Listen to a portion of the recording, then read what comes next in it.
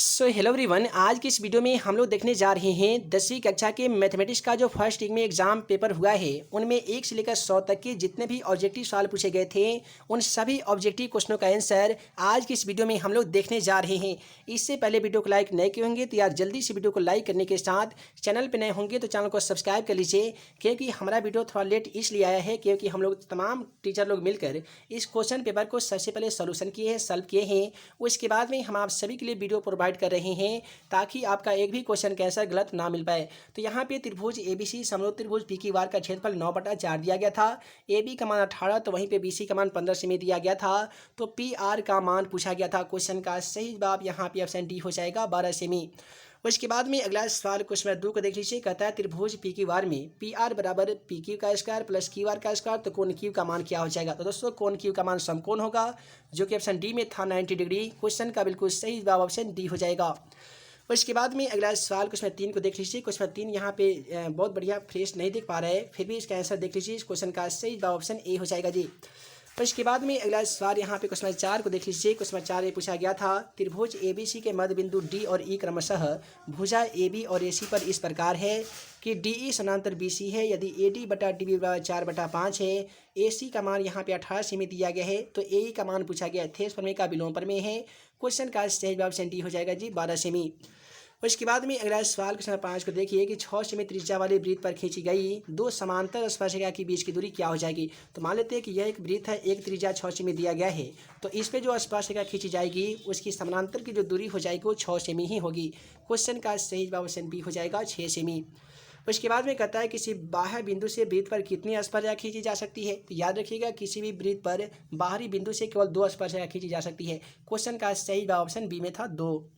उसके बाद में कहता है कि दी गई आकृति में कोण ए ओ बी बराबर 130 डिग्री है, तो कोण ए पी बी का मान क्या हो जाएगा। एक कोण का मान 130 डिग्री दिया गया था, दूसरा कोण हमें बताना था। तो आपको ये दिमाग लगाना था कि 130 डिग्री में हम कितना डिग्री को ऐड करेंगे कि प्राप्त संख्या 180 हो जाएगा। तो इसमें यदि हम 50 डिग्री को ऐड कर देंगे तो 180 हो जाएगा। इसलिए क्वेश्चन का सही जवाब ऑप्शन बी हो जाएगा जी 50 डिग्री।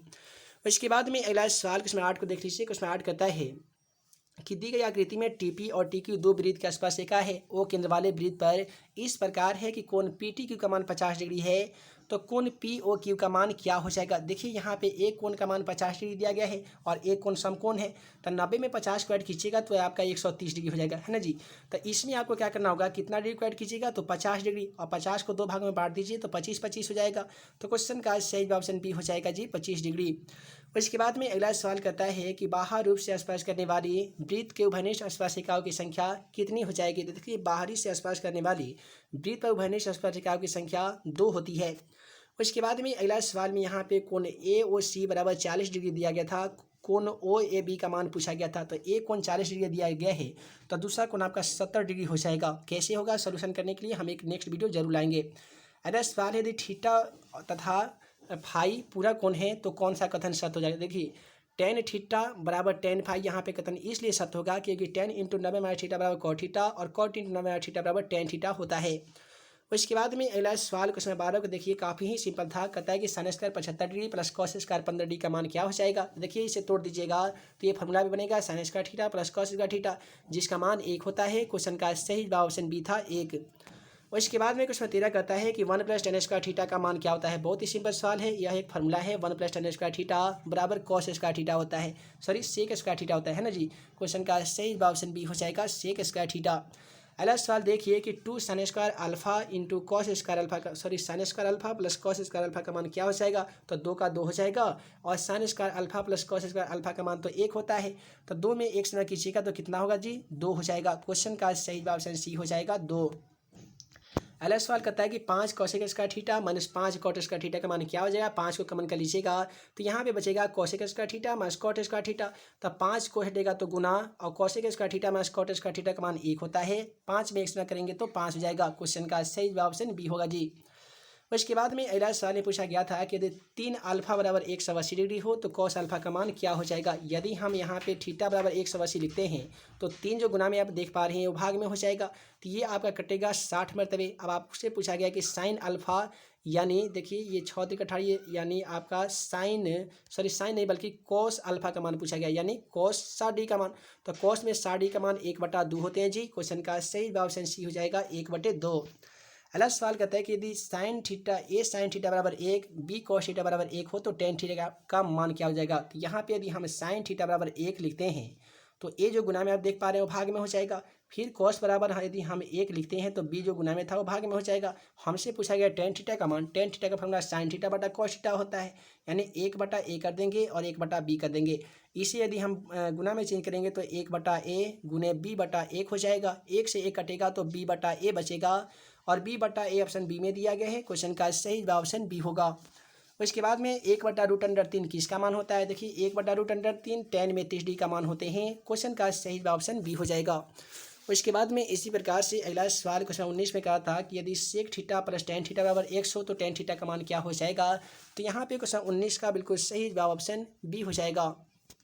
उसके बाद में अगला सवाल है कि sine square 5 plus 1/tan² phi का मान क्या हो जाएगा। तो देखिए बहुत ही सिंपल सवाल है। 1/1 प्लस tan² थीटा का मान कॉस स्क्वायर थीटा होता है, तो sine square plus cos square theta का मान 1 होता है। क्वेश्चन का सही जवाब ऑप्शन ए हो जाएगा।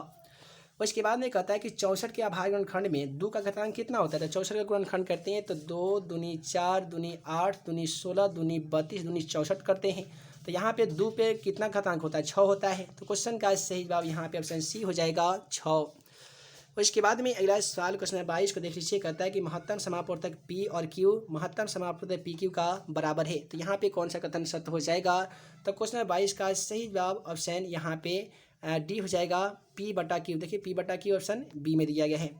उसके बाद में किसके बहुपद की घात, देखिए किसी बहुपद की घात की संख्या क्या होती है। तो घात की संख्या कभी भिन्न भी हो सकती है, ऋणात्मक भी हो सकती है और पूर्ण संख्या भी हो सकती है। सॉरी, भिन्न नहीं होगी और ऋणात्मक नहीं होगी, केवल होगी पूर्ण संख्या। क्वेश्चन का सही ऑप्शन सी हो जाएगा होल नंबर यानी पूर्ण संख्या। अगला सवाल बहुपद ax² plus bx plus c जिसमें a does not equal to 0 है, तो जाहिर सी बात है आलेख इसका परवलय रेखा हो जाएगा। उसके बाद 25 नंबर सवाल को देखिए। कहता है 35 नंबर की एक पासे को फेंका जाता है तो एक विषम संख्या आने की प्रयत्ता क्या हो जाएगी। देखिए विषम संख्या आने के कुल परिणामों की संख्या 3 हो जाएगा, कुल परिणामों की संख्या 6 होता है। कटा दीजिएगा तो 1/2 मरतबे कट जाएगा। क्वेश्चन का सही जवाब ऑप्शन सी होगा। उसके बाद में यदि एक मैच के जीतने की प्रयत्ता 0.7 है तो हारने की प्रयत्ता क्या हो जाएगी। देखिए 0.7 दिया गया, p/q के रूप में चेंज करेंगे तो 7/10 हो जाएगा। यदि हारने की प्रयत्ता ज्ञात करना है तो 1 मैच p/e होता है। तो अब यहाँ पे बट्टा का आपको घटाव बनाना होगा। 10 और एक कैल्शियम हमारा 10 हो जाएगा, क्रॉस गुना कर देंगे।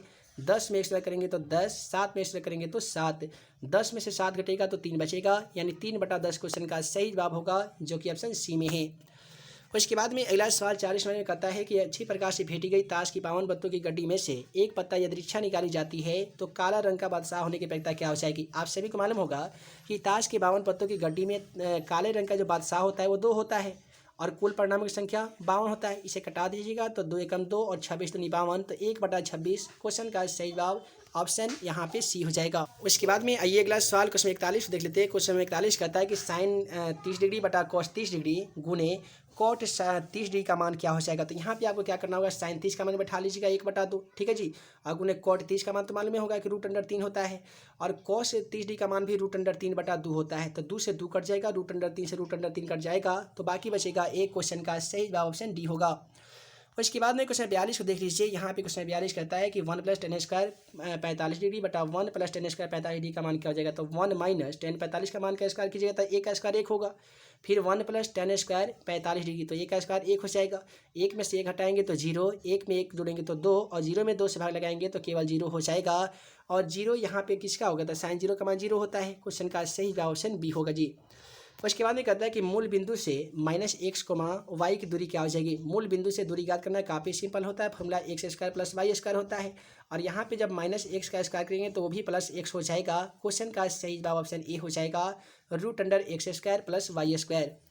उसके बाद में कहता है कि बिंदु 5,7 और 8,11 की बीच की दूरी ज्ञात कीजिए। दोस्तों दूरी ज्ञात करना काफ़ी सिंपल है। 8 में से 5 हटा दीजिए, 3 बचेगा, 3 का स्क्वायर 9 हो जाएगा।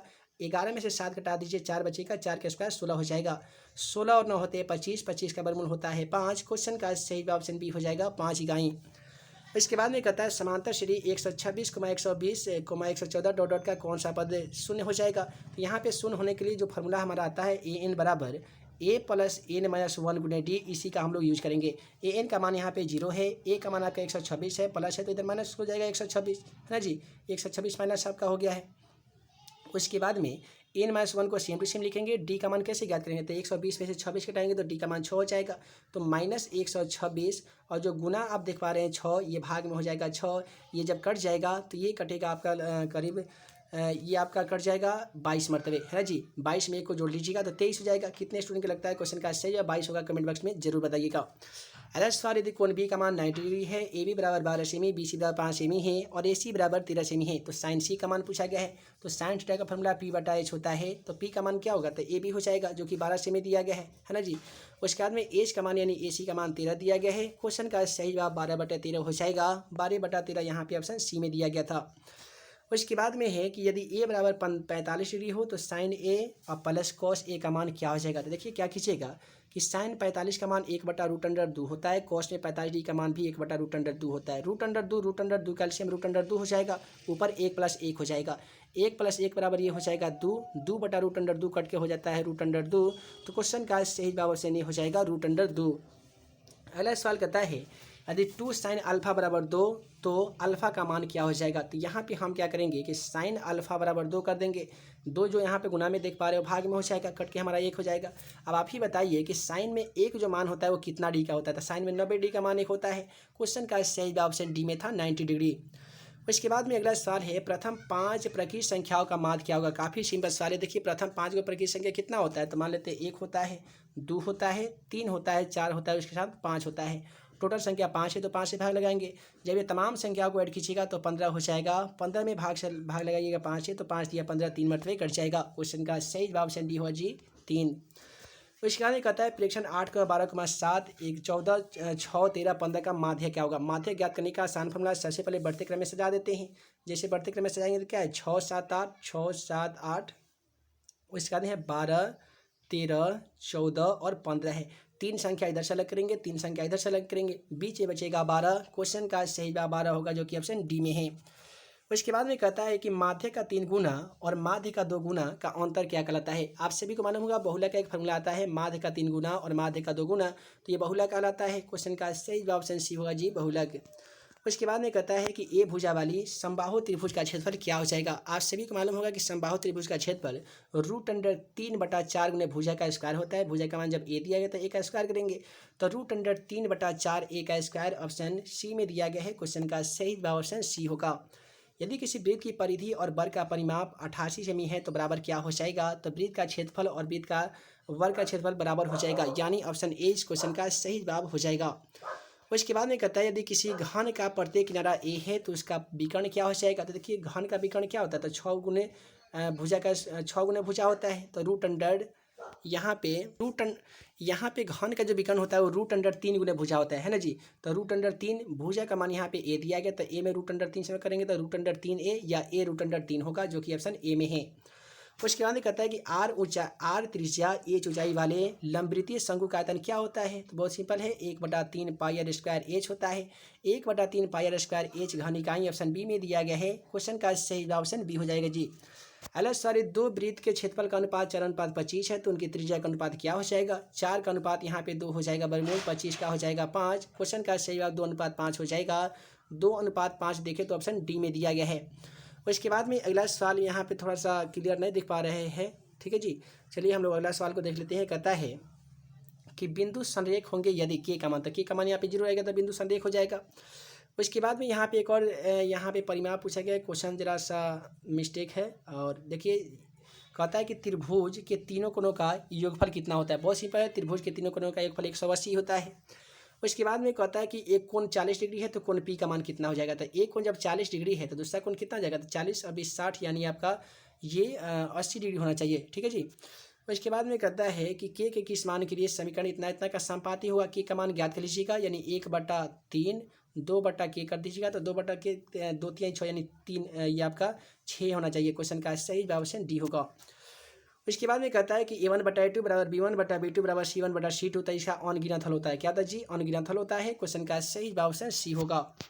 उसके बाद में हालांकि मेरे पास अभी 1 से लेकर 82 तक के ही क्वेश्चन अवेलेबल था। आगे आने वाली पार्ट में हम आप सभी क्वेश्चन 82 से लेकर 100 तक के तमाम क्वेश्चनों का यदि सॉल्यूशन पाना चाहते हैं तो डिस्क्रिप्शन बॉक्स में questionforexam.com वेबसाइट का लिंक दे देंगे। उस वेबसाइट पर जाकर आप तमाम सेट का सेट वाइज PDF के रूप में आंसर की डाउनलोड कर सकते हैं। साइंस का इंपॉर्टेंट क्वेश्चन का वीडियो लेक्चर यदि आप देखना चाहते हैं तो math and magic tips YouTube channel को जल्दी से सब्सक्राइब कर लीजिए और बेल आइकन को दबा दीजिए ताकि ऐसे ही आने वाली हर 10वीं कक्षा का वीडियो आप सभी को मिल सके। तो आशा करते हैं आपका एग्जाम काफ़ी अच्छा गया होगा। दोस्तों आप सभी को इस वीडियो के लेक्चर से कितना सही है, कितना आप एग्जाम में सही मार्क आए हैं, कमेंट बॉक्स में जरूर बताइएगा। अगले वीडियो देखने के लिए चैनल पर नए होंगे तो चैनल को सब्सक्राइब कर लीजिए। हम जल्द मिलेंगे अगले वीडियो में नए भी क्वेश्चन के साथ। तब तक के लिए आप सभी को वीडियो देखने के लिए बहुत बहुत धन्यवाद।